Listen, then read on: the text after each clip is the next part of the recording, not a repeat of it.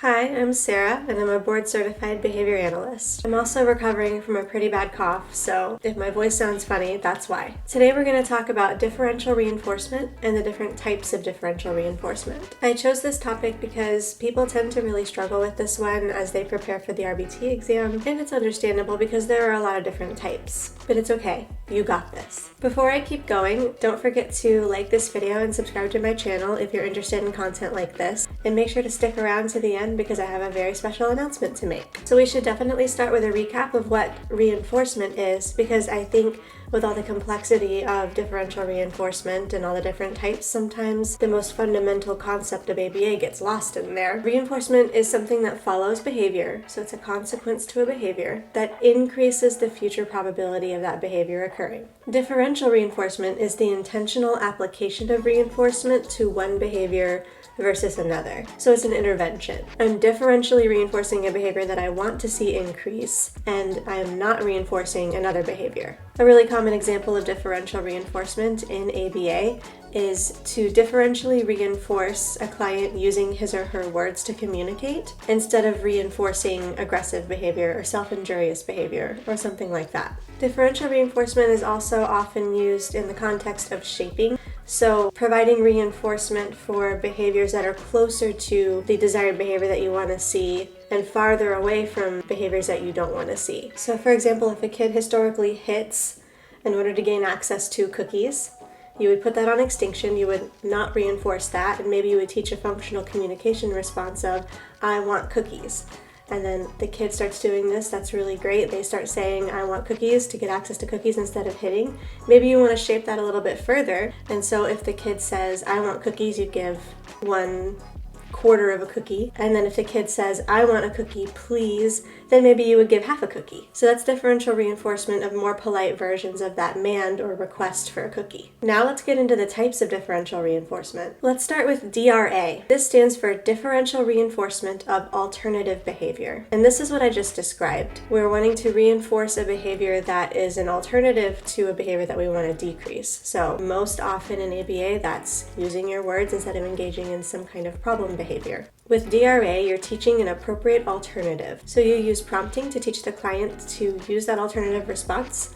That could be echoic prompting, it could be visual prompting, so on and so forth. And you provide reinforcement for that alternative response. And the other side of that coin is you don't reinforce the problem behavior. Next, let's talk about DRI. People often get this one confused with DRA, and that's because DRI is a subtype of DRA. DRI stands for differential reinforcement of incompatible behaviors. A DRI is a DRA in that it is an alternative behavior that we're teaching to replace an unwanted behavior, but it's a more specific type of DRA in that a DRI is incompatible with the target behavior we're trying to decrease. So here's an example. Let's say that a client engages in hitting to gain access to cookies, like we talked about before. DRA would mean that we're teaching an alternative response to that behavior, so some kind of functional communication. What if we taught this client to sign cookie instead of engaging in hitting?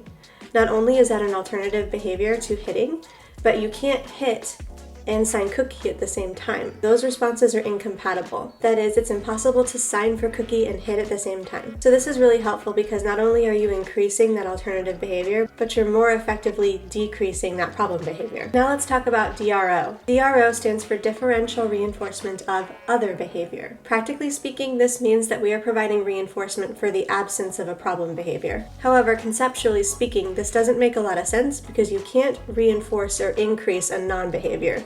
You can't reinforce something that doesn't exist. Therefore, we reconcile this conceptually by reinforcing all behaviors except the target behavior that we're trying to decrease. So if we're trying to decrease hitting, then we set an interval of time and we reinforce any other behaviors that happen during that interval except hitting. So if a client for a 5-minute interval engages in sitting, standing, walking, breathing, blinking, talking, chewing gum, they would earn a reinforcer, so long as hitting did not occur.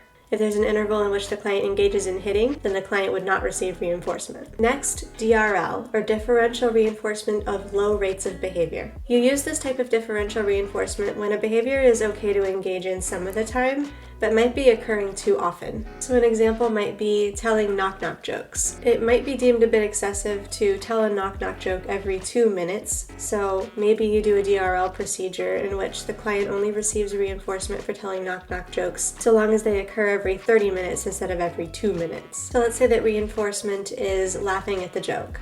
We would only laugh at a knock-knock joke if it had been 30 minutes since the last time the client told a knock-knock joke. Then there's a similar one, DRD, or differential reinforcement of diminishing rates of behavior. This means that we're providing reinforcement for when responses don't exceed a predetermined limit in a certain time frame. This is great for when you only want to see a certain number of responses at a time. So going back to the knock-knock joke example, an example of this within the context of DRD would be only providing reinforcement for when knock-knock jokes don't exceed 5 in a 5-minute time frame. An example of DRD would be if a client engages in excessive pen clicking and has expressed an interest in decreasing this behavior because it's becoming really disruptive and distracting at work or at school. We get a baseline on the rate of the behavior and it's happening about 10 times a minute. So we set our initial criterion to 5 in 1 minute, meaning that the client would receive reinforcement for pen clicking not exceeding 5 times in 1 minute. And then once that criterion is mastered, say the client goes through 3 consecutive 1-minute intervals without pen clicking exceeding 5, then we can diminish that even more, maybe to 3 or 2, until finally we reach our terminal goal of 1 pen click allowed per minute in order for the client to earn reinforcement. Then we have DRH, which is differential reinforcement of high rates of behavior. And this is the opposite of DRD. So theoretically, we could also use pen clicking in this context as well.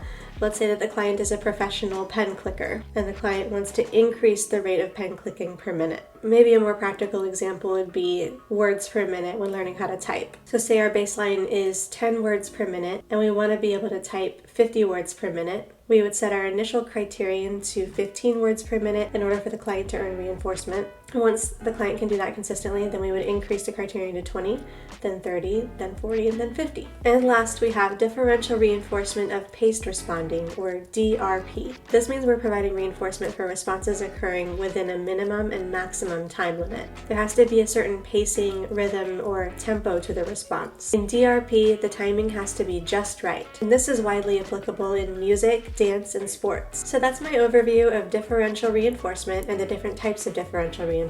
Since you stuck around till the end, it's time for my very special announcement. Right now as I'm recording, I am 38 weeks pregnant. Here she is. I am about to pop. Speaking of rates of responding, this is why my rate of putting out videos has decreased so significantly over the past several months. I don't know when I'm going to be able to put out another video, but I definitely will as soon as I feel up to it. In the meantime, you can reach me through the comments down below or through the contact form on my website, which is linked in the description below. Also, don't forget to check out Sisu Skills, which is a program library of over 200 skill acquisition templates designed for children with autism. This was something that I designed to be easily accessible by parents and caregivers to use at home with their children with autism, ideally with support from a BCBA. However, this program library can be used as a curriculum by BCBAs in their regular practice as well. My favorite thing about it is the caregiver training curriculum, which makes developing parent goals an absolute breeze. There are also built-in questionnaire assessments for both the client and caregiver to help identify programs from that curriculum that are best suited for them. There are downloadable flashcards and training handouts with QR codes that link back to my videos, and data collection is built in. To learn more about this, go to mundopato.com/Sisu Skills, which I've also linked in the description below. Anyway, I really hope you enjoyed this video and that you learned something about differential reinforcement. Thank you for watching.